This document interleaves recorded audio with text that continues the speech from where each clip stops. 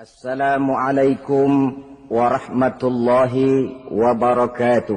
Waalaikumsalam warahmatullahi wabarakatuh.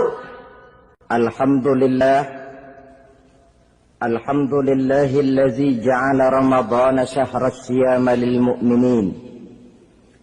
Wassalatu wassalamu ala ashrafil anbiya'i wal mursalin sayyidina wa maulana Muhammadin wa ala alihi wa ashabihi al-mujahidin at-tahirin, amma ba'du. Ma'asyiral muslimin rahimakumullah.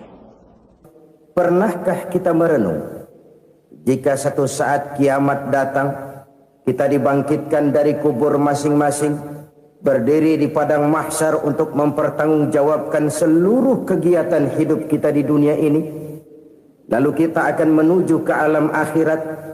Sudahkah kita mempunyai simpanan untuk akhirat kita? Pada pertemuan kali ini saya ingin menyampaikan sebuah hadis di mana Rasulullah sallallahu alaihi wasallam bersabda, "Arba'un min kanzil jannah." Simpanan sorga ada 4 macam. Yang pertama, ikhfa'us shadaqah, menyembunyikan sedekah. Saudara-saudara kaum muslimin, sebagaimana yang kita maklum bahwa Allah Subhanahu wa taala melebihkan sebagian rezeki dari kita terhadap yang lain. Ada yang kaya, ada yang setengah kaya, ada yang miskin, ada yang setengah miskin, dan selanjutnya. Ada yang gajinya kecil tapi penghasilannya gede. Ada yang penghasilannya gede tapi enggak punya gaji. Ada juga yang memang gajinya gede dan penghasilannya gede. Kelebihan rezeki merupakan sunnatullah dan tidak harus membuat kita merasa lebih dari yang lain. Bahkan sebaliknya, kelebihan itu harus membuat kita ringan tangan untuk menolong mereka yang memang memerlukan pertolongan. Kalau saudara diberikan ilmu, maka pertanyaan akhirat cuma satu: ilmumu kau amalkan untuk apa? Kalau saudara diberikan umur yang panjang, pengadilan akhirat juga bertanya satu: umurmu kau habiskan di mana? Tapi kalau saudara diberikan harta, pengadilan akhirat akan bertanya 2: hartamu kau dapat dari mana? Kau belanjakan kemana? Dari mananya ditanya dan kemananya juga ditanya. Oleh karena kita akan dimintakan pertanggungan jawab, maka amanah yang bernama harta ini harus kita gunakan dengan sebaik-baiknya. Ada penggunaan yang merupakan kewajiban, itu zakat namanya. Ada penggunaan yang sewaktu-waktu, itu infak namanya. Ada yang lebih sewaktu-waktu lagi, dan itu sedekah namanya. Zakat dia terikat oleh haul dan nisab, oleh putaran batas waktu dan ukuran dari harta itu sendiri.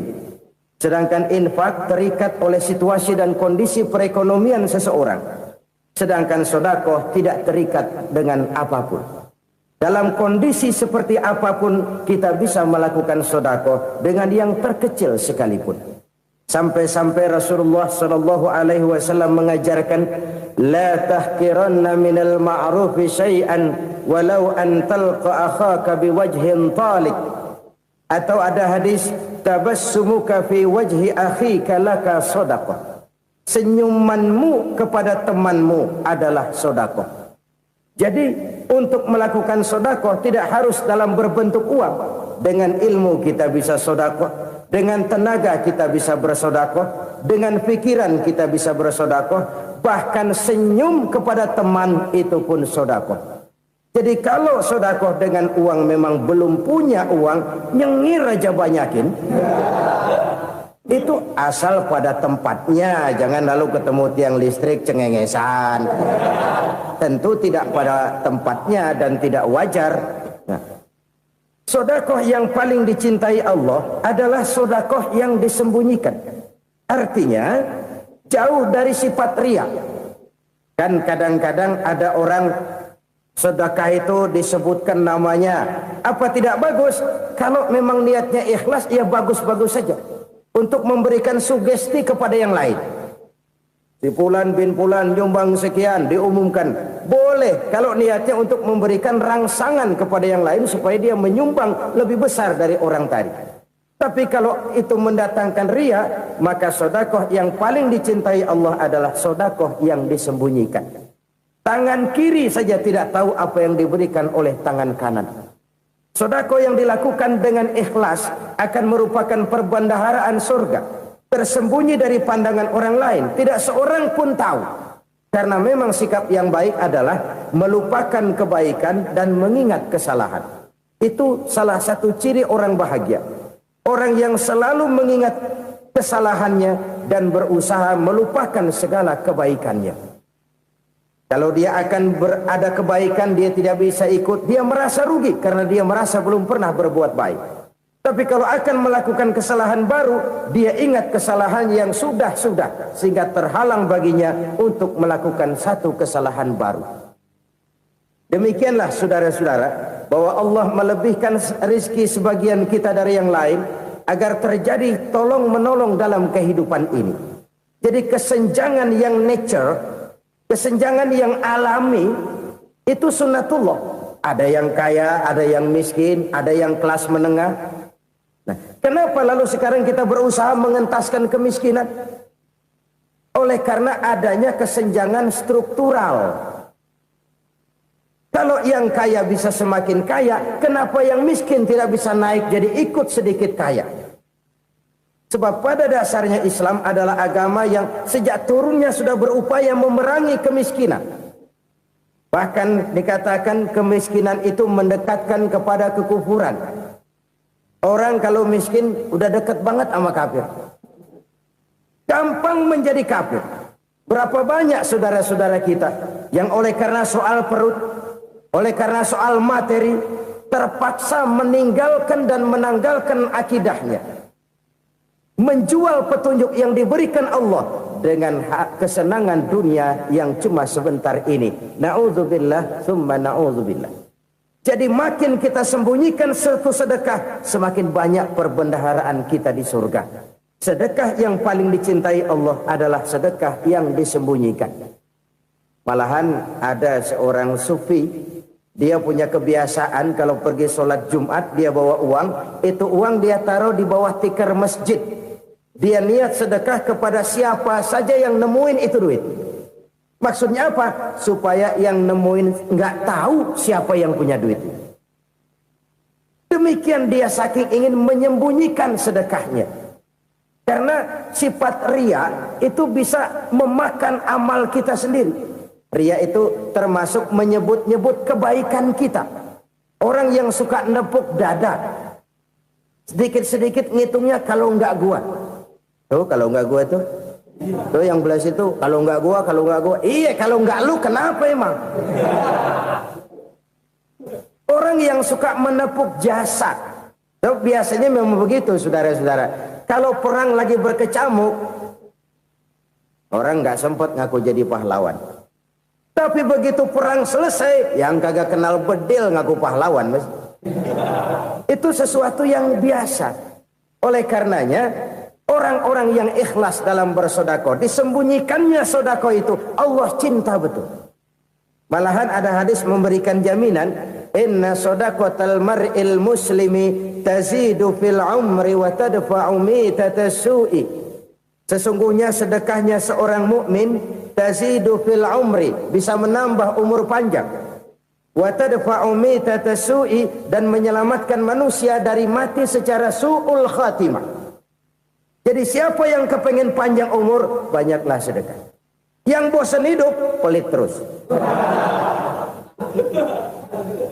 Sedekah menambah panjang umur dan menyelamatkan manusia dari mati secara su'ul khatimah. Pak, katanya umur itu nggak bisa ditambah, nggak bisa dikurangin. Kapan? Kalau ajal sudah datang. Fa idza jaa ajaluhum la yastakhiruna sa'atan wa la yastaqdimun. Kalau ajal datang tidak bisa dimajukan, tidak bisa dimundurkan.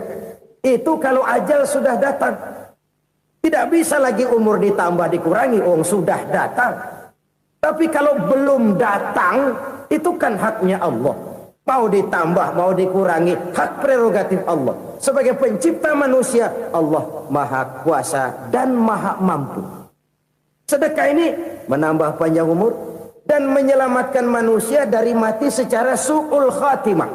Itu orang mati kan sama ya, kondisinya mati, nggak nafas. Tapi hakikat mati kan lain-lain. Ada yang mati itu husnul khatimah, baik akhirnya.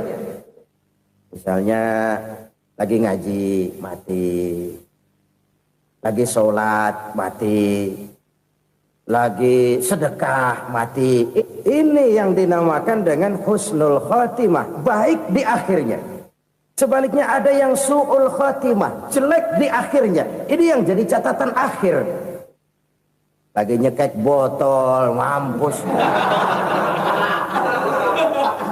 Lagi banting kartu, modar. Su'ul khatimah, jelek pada akhirnya. Sedekah menyelamatkan manusia dari mati secara su'ul khatimah. Dan kita semua kepengen mendapat husnul khatimah, jauh dari su'ul khatimah. Oleh sebab itu yang bisa menyelamatkan kita dari penyakit itu antara lain adalah sedekah yang disembunyikan. Yang dikerjakan dengan ikhlas karena Allah. Tidak karena kepengen dipuji orang, tidak karena ingin dikatakan orang pemurah, sebab orang dermawan itu orang yang memberi tanpa harus diminta. Kalau masih harus diminta, ya belum dermawan namanya, masih harus diminta. Kalau nggak diminta ya tulus, lolos, polos. Saudara-saudara kaum muslimin rahimakumullah. Harta adalah amanat dan akan kita pertanggungjawabkan. Allah melebihkan rizki sebagian kita dari yang lain agar kita saling tolong menolong, bantu membantu. Nabi janjikan siapa yang meringankan beban saudaranya muslim di dunia, Allah akan meringankan bebannya di akhirat nanti. Sebuah jaminan dari baginda Nabi. Si orang yang kita bantu barangkali tidak bisa membalas, Allah yang akan membalas lewat jalan lain yang tidak pernah kita sangka-sangka. Ada orang tanya, Pak, ini ada orang nyumbang masjid sambil marah-marah, bagaimana? Saya bilang sumbangannya aja ambil, marahnya jangan. Marahnya jangan diambil, itu urusan dia. Saudara-saudara kaum muslimin rahimakumullah. Umat Islam ini kan umat yang punya potensi besar. Kadang kita merenung, kenapa kadang-kadang pembangunan masjid kok lambat sekali? Kalau hotel hari ini peletakan pertama, bulan depan peresmian. Supermarket hari ini peletakan batu pertama, minggu depan peresmian. Tapi kalau sudah yang namanya masjid, kadang-kadang peletakan batu pertama sekaligus jadi batu terakhir. 3 tahun, 4 tahun, campur nebar jalak di jalanan. Duit dijaring kayak ikan sepat. Apa tidak ada orang Islam yang kaya? Banyak. Apa tidak ada pengusaha muslim yang jadi konglomerat? Ada. Lalu yang belum banyak itu yang komit terhadap nilai-nilai agamanya. Akhirnya kita jatuh jadi umat yang lemah. Belum ada pengusaha konglomerat muslim buka pabrik supermi cap beduk misalnya umpamanya atau pabrik kecap cap sorban supaya identitas keislamannya sedikit kelihatan. Kita jatuh jadi umat yang lemah karena potensi tidak terinventarisir dengan baik. Kita ini ibarat kompor yang cuma matengin nasi orang lain. Potensi kita dimanfaatkan oleh orang lain. Ukhuwah Islamiyah kita baru terbatas kepada silaturahmi. Ukhuwah di bidang ekonomi kita lemah, ukhuwah di bidang kebudayaan kita lemah, apalagi ukhuwah di bidang politik kita lebih rapuh lagi. Padahal ukhuwah itu adalah totalitas kehidupan manusia, menyangkut ipolexosbud, memerlukan nilai-nilai ukhuwah. Jadi oleh karena itu mari kita menyadari di dalam harta kita, walaupun kita yang cari, pergi pagi, pulang sore, peras keringat, banting tulang, di sana ada harta anak yatim. Di sana ada hak masjid. Di sana ada hak pesantren. Di sana ada hak jihad. Berbahagialah seseorang apabila dia oleh Allah dijadikan keran. Keran itu menyimpan air, tapi tidak untuk dirinya, tapi disalurkannya kepada mereka yang memang memerlukannya. Saudara-saudara kaum muslimin rahimakumullah, ini yang pertama. Jadi perbendaharaan surga adalah menyembunyikan sedekah. Orang lain nggak tahu, kita pun nggak pernah ngitung-ngitung. Kita anggap lewat begitu saja, padahal itu deposit akhirat. Satu. Yang kedua, perbendaharaan surga itu apa? Wa kitmanul musibah, menyembunyikan kesulitan. Kadang orang takut menghadapi kesulitan, tapi makin kita merenung, hidup ini kan sebenarnya urusan. Takut sama urusan, ya jangan hidup.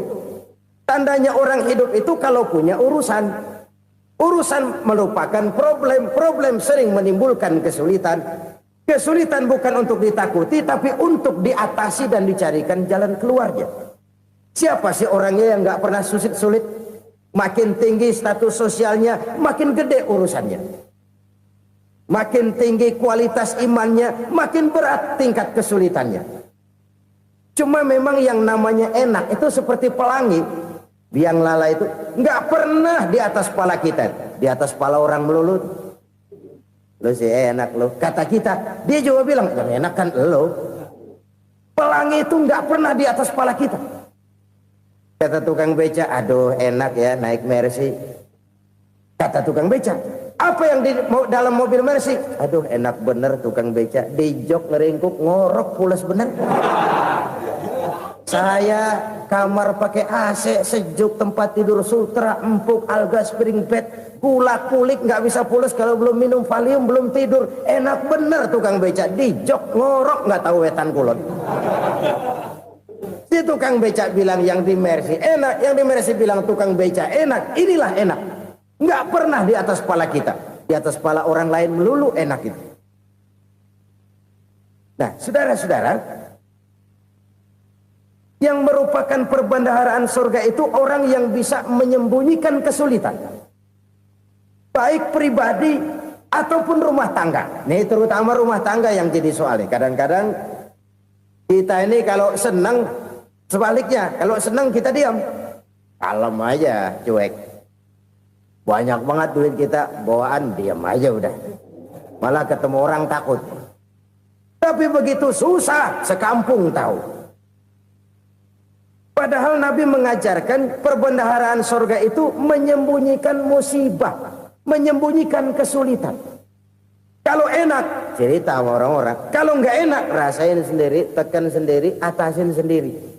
Kita kan sebaliknya, senang kita diam, asal lagi susah, paling tidak kita nyari teman buat cerita kesusahan.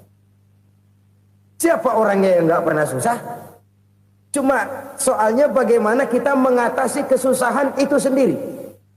Begitu juga misalnya kalau orang sudah berumah tangga, itu orang tuanya harus menjadi tempat dia cerita yang enak-enak saja.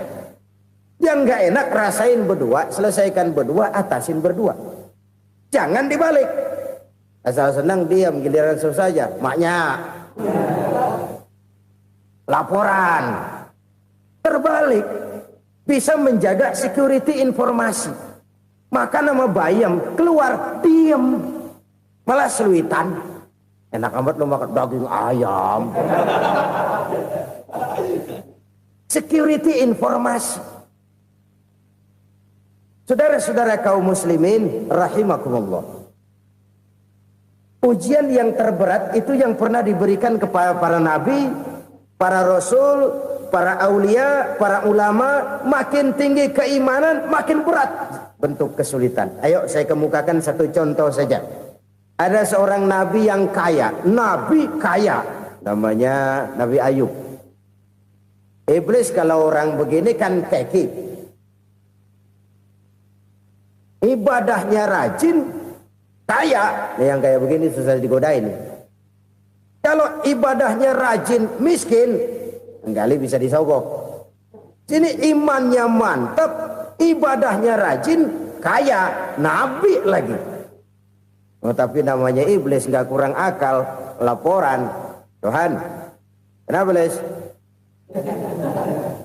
Ya ini bahasa saya, bahasa Qur'annya sih nggak gitu.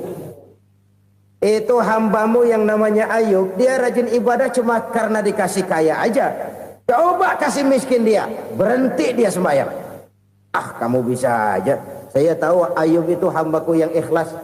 Saya buktiin Tuhan, silahkan. Dibuktiin lah, iblis turun ke alam ini. Yang mula-mula dia lakukan, dia rusak sawah ladang Nabi Ayub. Dia binasakan binatang ternak Nabi Ayub. Sehingga dalam waktu singkat, jatuhlah Nabi Ayub dari orang paling kaya jadi orang paling miskin. Beliau masih ibadah di mihrab dalam masjid. Datang iblis. Saudara Ayub, ya. Lagi ngapain? Ibadah. Nyembah Allah, nyembah Allah. Oh, percuma. Kenapa? Tuhan yang ente sembah nih, dia udah bikin miskin ente. Sawah ladang ente hancur lebur, binatang ternak binasa. Sekarang ente jadi orang paling miskin. Ngapain nyembah Tuhan kayak begitu? Tekor. Udah berhenti dah ibadah, berhenti ibadah. Ini iblis sama Tuhan laporannya lain, yang dikerjakan kepada Nabi Ayub juga lain. Benar begitu iblis, kata Nabi Ayub. Iya, sawah ladang saya habis, buras. Binatang ternak saya binasa, binasa. Saya miskin, bangpak.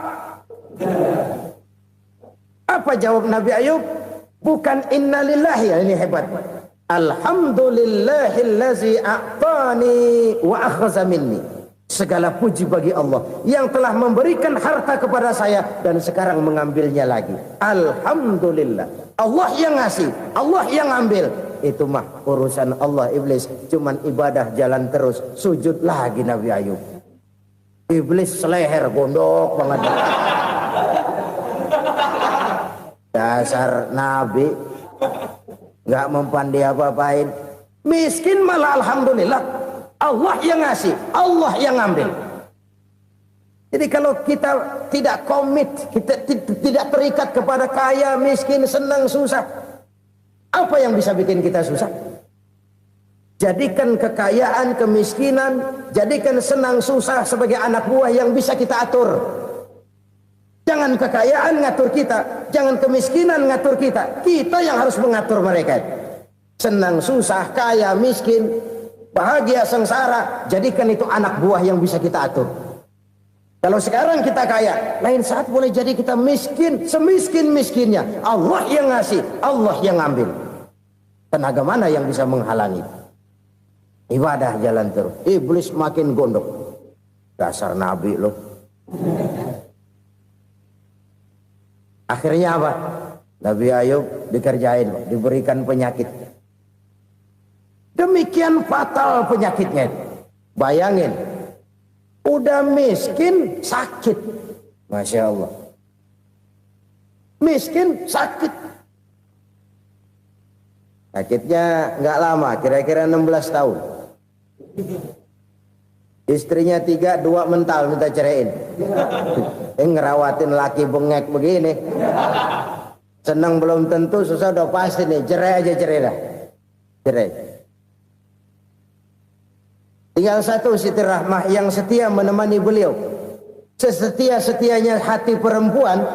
Satu saat Siti Rahmah bilang, "Bang, iya, abang kan Nabi, Bang. Lalu, namanya Nabi kan doanya jarang meleset, Bang. Maksud kamu minta kenapa sih sama Tuhan biar abang sembuh, baik dah, Bang?" Siti Rahmah, iya. Saya sakit berapa tahun sih dah? 16 tahun, Bang. Sebelum ini saya sehat berapa tahun? Ya kira-kira 60 tahun, Bang. Nah, coba ente banding-bandingin, Rahmah. Saya dikasih sehat 60 tahun, dikasih sakit 16 tahun. Sudah nggak sabar mau doa kepada Allah minta sembuh. Saya malu kepada Allah. Diuji dengan yang luar biasa seperti ini, tidak mengganggu stabilitas kehambaannya. Dia tetap menghamba kepada Allah Subhanahu wa ta'ala. Saudara-saudara kaum muslimin rahimakumullah. Kunci menghadapi kesulitan itu apa? Allah jelaskan dalam satu ayat, wa basyiris sabirin alladzina iza asabathum musibah qalu inna lillahi wa inna ilaihi raji'un. Gembirakan orang-orang yang sabar. Siapa mereka itu? yang apabila mendapat musibah mereka kembali kepada keyakinan dasar segalanya dari Allah dan segalanya akan kembali kepada Allah. Ini konsepsi dasar dari sikap muslim dalam menghadapi berbagai kesulitan. Segalanya dari Allah, segalanya akan kembali kepada Allah. Kalau ini sudah kondisi dasarnya, maka kita akan lapang menghadapi kenyataan bagaimanapun pahitnya. Apakah itu namanya miskin, apakah itu namanya sakit, bahkan maut sekalipun. Maut sekalipun. Segalanya dari Allah, segalanya akan kembali kepada Allah. Ini sikap hidup, bukan sekedar ucapan. Kita kadang-kadang menjadikannya sebagai ucapan. Mulutnya sih nggak berhenti, innalillahi wa inna ilaihi rajiun, tapi nangisnya terus gerung-gerungan. Bukan itu, ini kesadaran moral. Kalau segalanya dari Allah, segalanya kembali kepada Allah, kan sebenarnya cuma nunggu giliran. Hari ini saya nyembayangin dia, entah hari apa saya disembayangin orang. Hari ini saya antar dia ke kubur, entah hari apa orang nganterin saya ke kubur.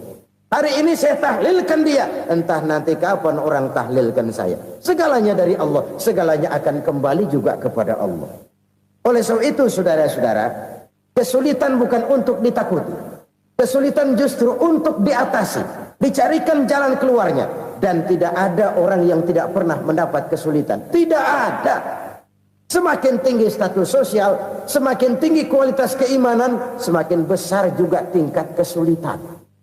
Hanya saja bagaimana cara kita mengatasinya.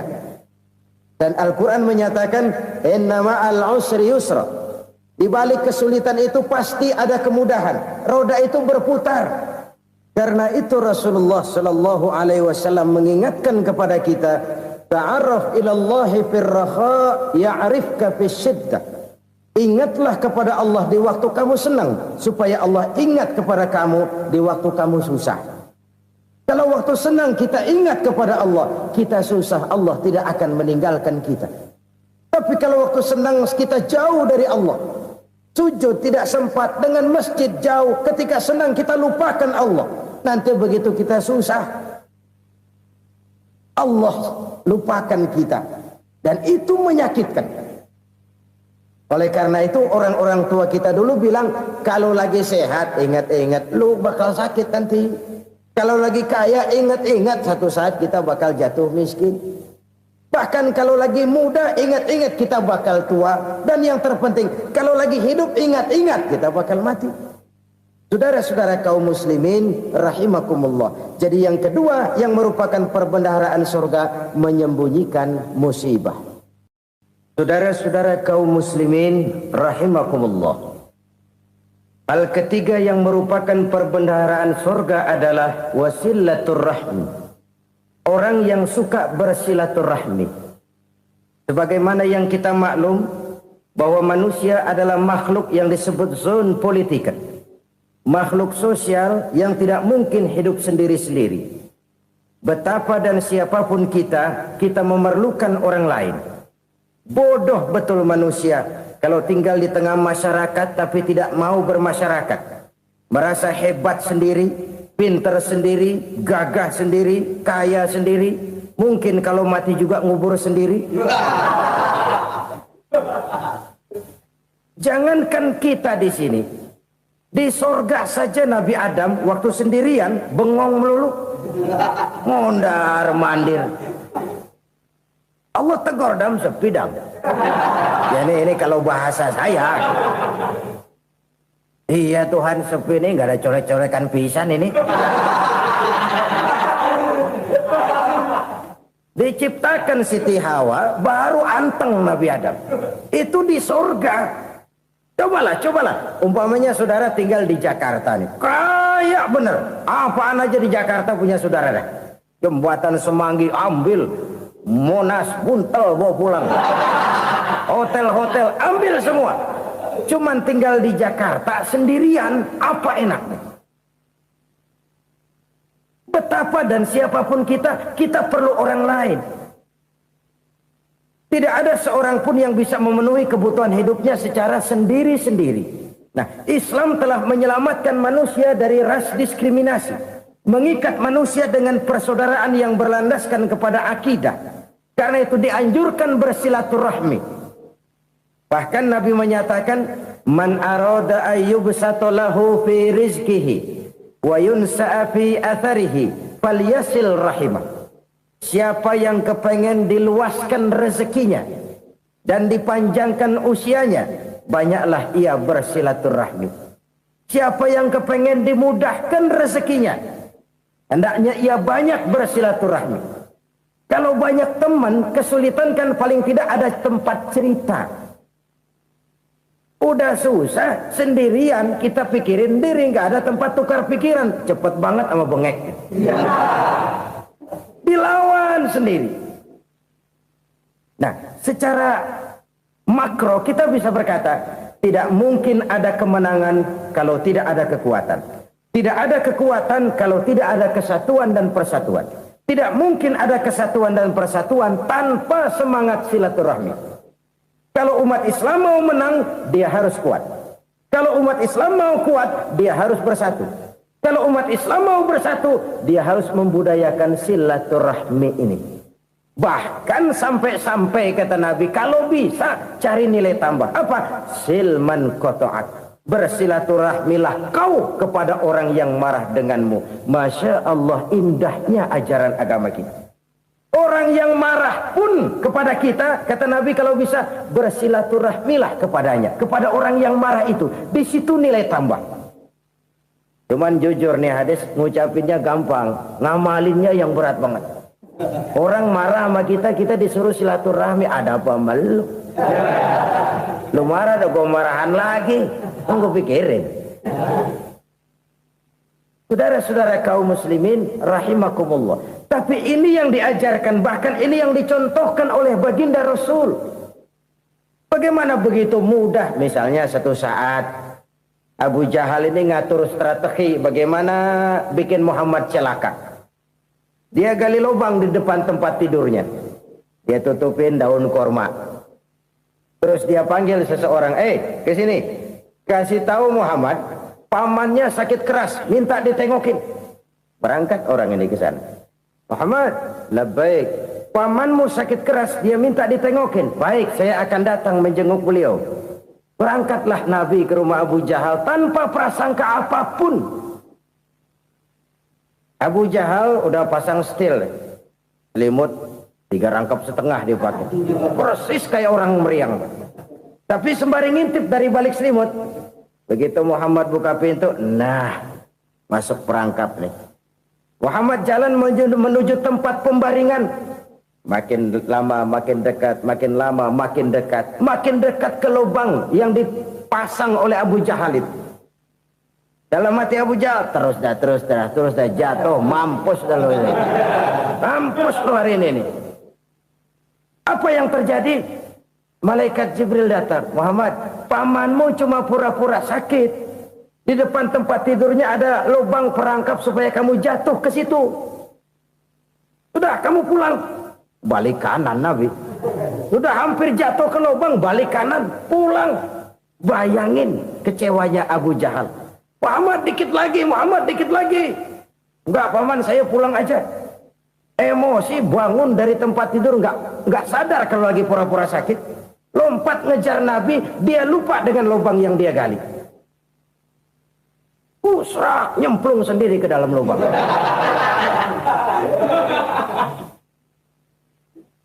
Nabi terus berlalu. Ini terjadi keanehan. Jatuh ke lubang yang dia gali itu sebenarnya nggak terlalu dalam ya, antara 3-4 meteran lah. Tolong, saya jatuh ke lubang ini. Datanglah pelayan-pelayannya itu. Angkat saya dari sini. Oh, yang ngulurin tambang. Satu gulung, belum juga nyampe itu tambah. Kurang, beli lagi ke warung. Sambung, ulur lagi, nggak juga bisa sampai. Wah, ini kerjaan Muhammad ini. Tolong, siapa salah seorang kamu ke rumah Muhammad, kasih tahu encangnya kecebur. Minta ditolongin. Sampaikan kepada Rasul. Kenapa? Pamanmu jatuh ke lubang, Muhammad minta tolong diangkatin. Tambang udah nyambung-nyambung nggak nyampe juga. Ya, nanti saya datang, saya tolong. Coba. Nyata-nyata orang berniat jahat mau mencelakakan dia. Datang dia menolong. Ini yang disebut air tuba dibalas air susu ya ini. Bukan sebaliknya. Air tuba dibalas air susu. Paman, kecebur ya? Iya Muhammad, tolong ini. Pegang tangan saya. Nabi ulurkan tangannya, nyampe. Dipegang oleh Abu Jahal, diangkat ke atas. Sampai atas, apa kata Abu Jahal? Sihirmu memang hebat Muhammad. Udah ditolongin dikata sihir. Yang enak kita kemplang kan itu orang begitu. Urusan apa? Tapi inilah akhlak. Kalau bisa kamu bersilaturahmilah dengan orang yang marah kepadamu sekalipun. Orang marah kita tetap baik. So, kalau kita berbuat baik sama orang yang memang baik, rasanya sih biasa-biasa aja. Orang baik kita baik lagi, ya draw aja, belum ada nilai tambah di situ. Baru ada nilai tambah kalau kita bisa berbuat baik kepada orang yang nyakitin kita. Itu namanya kita setingkat di atas dia. Dia sakitin kita, kita berbuat baik sama dia. Dia pelit sama kita, kita baik sama dia.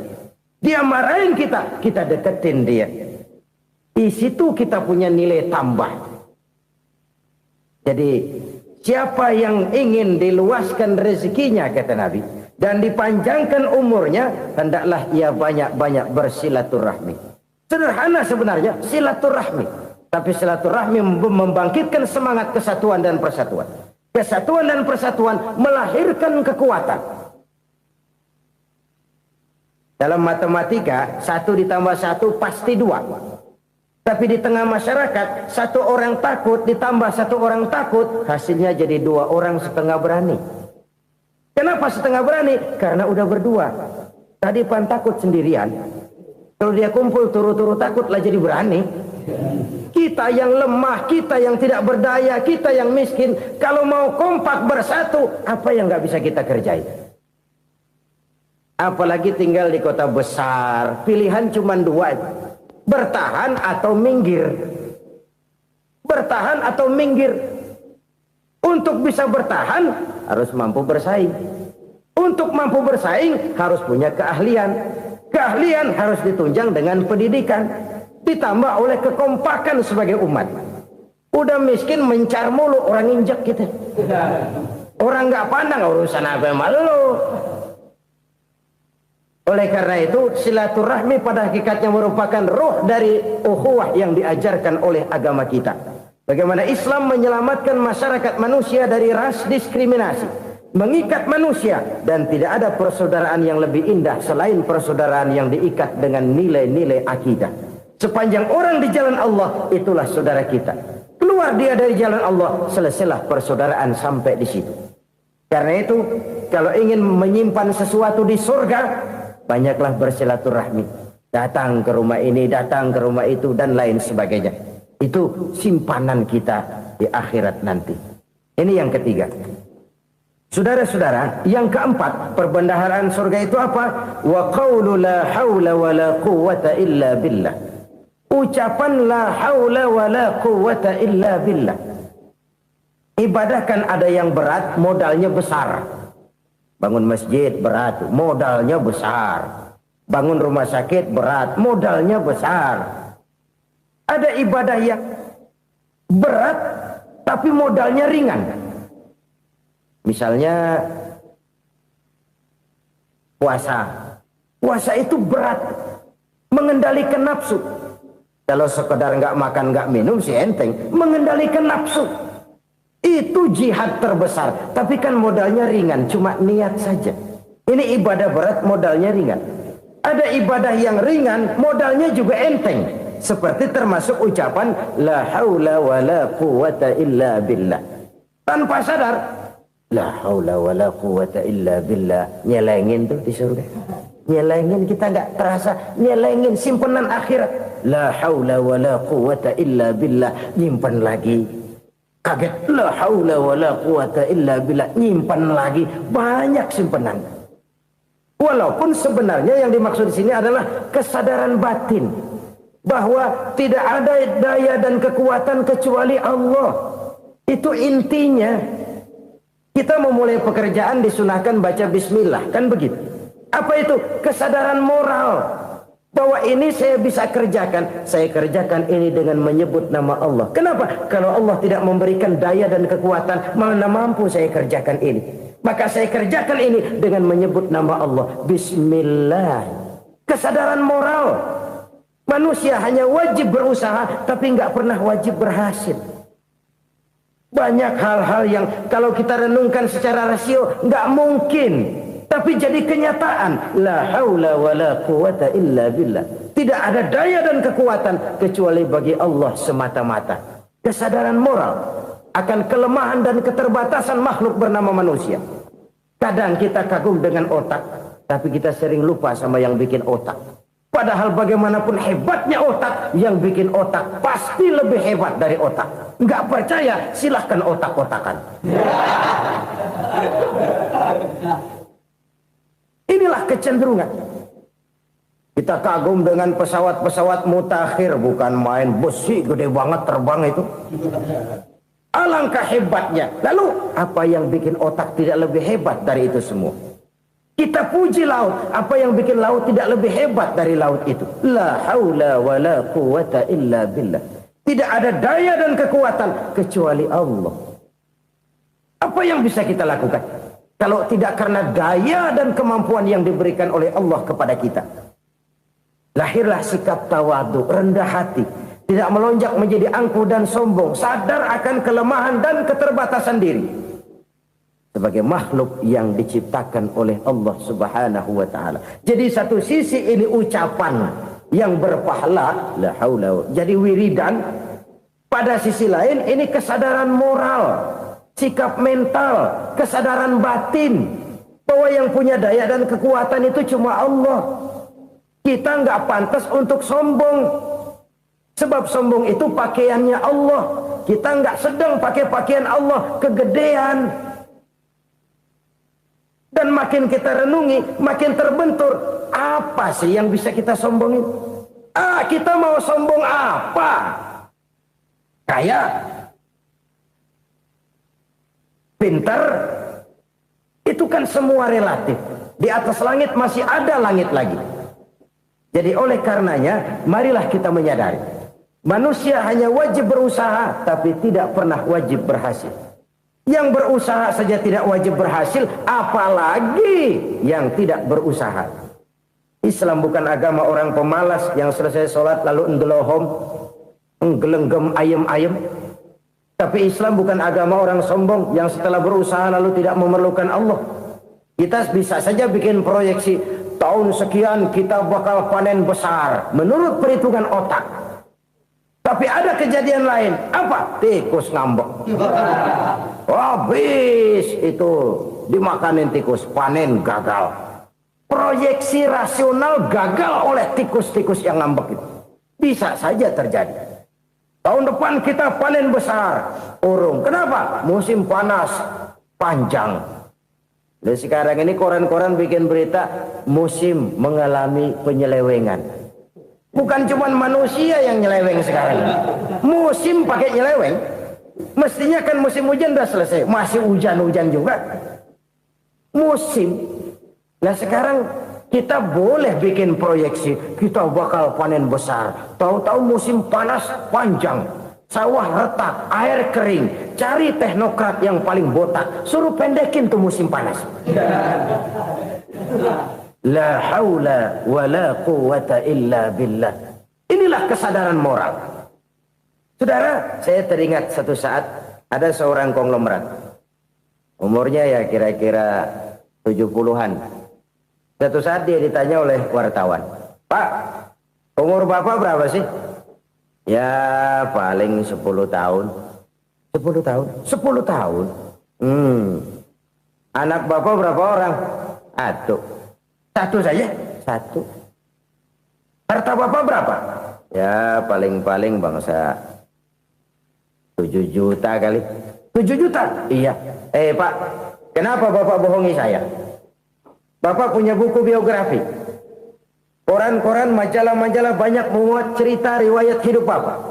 Saya tahu umur Bapak 70. Kenapa bilang cuma 7 tahun? Saya tahu anak Bapak 8. Kenapa cuma bilang 1? Saya tahu harta bapak miliaran, mungkin triliunan, pabrik di mana-mana, bank di mana-mana. Kenapa bilang uang bapak cuma 7 juta? Nah, kata si konglomerat tadi, kamu benar nak, kamu benar. Umur saya kalau jumlahnya memang 70 nak. Cuman ingat-ingat saya, baru 7 tahun terakhir ini saya sujud. Baru 7 tahun terakhir ini saya berusaha dekat dengan Allah. Saya laksanakan perintahnya, saya jauhi larangannya. 7 tahun inilah rasanya yang ada nilainya di hadapan Allah. Yang 63 tahun matong, kelabu, kelem umur gue. Habis untuk maksiat, untuk munkarat. Maka ketika ditanya tadi, umur saya 7 tahun itu. Oh begitu Pak. Oh iya. Lalu anak Pak. Anak bapak kan 8. Kenapa bilang cuma 1? Nah, kalau jumlah hitungannya memang anak saya 8. Tapi dari 8 orang ini rasanya cuma 1 nih. Yang bakal jadi buah hati, belahan jantung. Pelanjut cerita, penerus sejarah. Bakal jadi anak soleh yang akan mendoakan saya. Cuma 1 rasanya anak saya ini yang bakal jadi buah hati saya. Besar-besaran saya. Yang akan mendoakan di kubur saya. Yang akan mendoakan di akhirat saya. Yang 7 orang mana? Masya Allah, yang atu tenggeng, yang atu nyekek botol nolo, yang atu nggak karu-karuan. Makanya saya bilang 1 anak saya yang akan bisa mendoakan saya. Oh begitu Pak. Iya. Nah harta Pak, harta bapak kan triliunan, pabrik bapak di mana-mana, uang bapak hampir di tiap bank-bank besar. Kenapa bilang cuma 7 juta? Betul kau nak. Harta saya kalau jumlahnya memang miliaran, triliunan mungkin. Tapi yang saya ingat baru 7 juta tuh yang saya belanjakan di jalan Allah. Saya nyumbang masjid, saya santuni yatim piatu, saya bantu pembangunan pesantren, saya bantu pembangunan rumah sakit Islam. Itu yang akan saya bawa pulang ke akhirat, yang 7 juta itu. Yang triliunan itu nanti akan diperebutkan oleh anak-anak saya sebagai waris saya. Jadi harta saya 7 juta itu yang bakal nemenin saya di akhirat. Yang akan saya bawa pulang jadi teman saya. Saudara-saudara kaum muslimin, jangan-jangan orang tua itu adalah kita-kita ini. Jangan-jangan kita-kita ini adalah orang tua itu. Jangan-jangan itu potret dari diri kita masing-masing. Dari sekian umur yang diberikan Allah, berapa tahun yang ada nilainya di hadapan Allah? Dari sekian anak-anak yang merupakan amanah, berapa yang akan mendoakan kita sebagai orang tuanya menjadi anak soleh? Dari sekian banyak harta yang diberikan Allah, berapa yang akan kita bawa pulang menghadapnya nanti, yang kita belanjakan di jalan Allah? Ini sebuah potret kehidupan. Karena itu kita kembali kepada la haula wa la quwwata illa billah. Kita wajib berusaha, kita wajib berikhtiar. Selebihnya, segala daya dan kekuatan hanya milik Allah saja semata-mata. Satu kesadaran batin dari setiap pribadi muslim. Setelah ia berusaha dan berikhtiar, ia menyerahkannya kepada Allah Subhanahu wa ta'ala. Jadi, satu sisi ini merupakan wiridan ucapan yang mengandung pahala. Pada sisi lain, ini merupakan sikap batin dari seorang muslim di dalam ia menghadapi realitas kehidupan ini. Saudara-saudara kaum muslimin rahimakumullah. Kalau ini kita jadikan satu basis kehidupan, maka ini akan menyelamatkan manusia dari kemungkinan tergelincir menjadi orang yang lupa diri dan lupa darat. Sebab itu Imamul Ghazali berpesan, jadidis safinah fa innal bahra amiq wa khuziz zad fa inna safara ba'id wa khaffifil hamla fa innal hamla sadid. Perbarui selalu kapalmu karena lautan sangat dalam. Bawa bekal yang banyak karena perjalanan ini sangat jauh. Ringankan beban karena kebanyakan beban akan menyakitkan. Alangkah indah kalimat ini, alangkah dalam makna yang terkandung di sana. Perbarui selalu kapalmu karena lautan sangat dalam. Apa artinya ini? Jaga mentalmu baik-baik. Pelihara imanmu baik-baik karena hidup penuh cobaan seperti lautan.